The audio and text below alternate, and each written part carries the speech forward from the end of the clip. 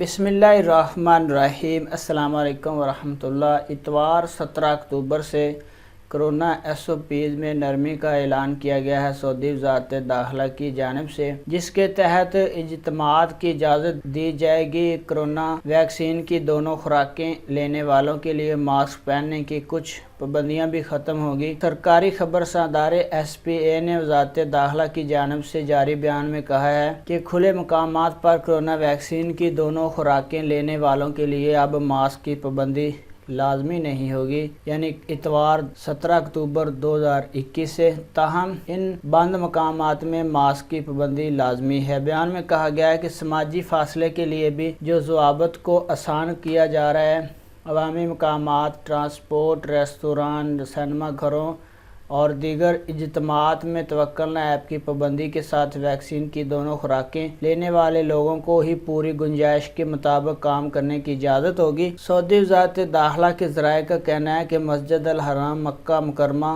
اور مسجد نبوی مدینہ المنورہ میں پوری گنجائش کے مطابق زائرین کو آنے کی اجازت ہوگی۔ ویکسین کی دونوں خوراکیں حاصل کرنے والے زائرین ماسک کی پابندی اور عمرہ ٹریکنگ ایپ استعمال کرتے ہوئے عمرہ ادا کر سکتے ہیں۔ کارکنوں کو بھی ماسک کی پابندی کرنا ہوگی۔ شادی ہالوں میں ہونے والے تقریبات، ان میں تعداد کی کوئی پابندی نہیں ہوگی، تاہم اس میں شریک افراد کو ماسک سمیت باقی احتیاطی تدابیر پر عمل کرنا ہوگا۔ ذرائع نے بتایا کہ سعودی عربیہ میں کرونا ویکسینیشن کی کامیاب مہم جاری ہے۔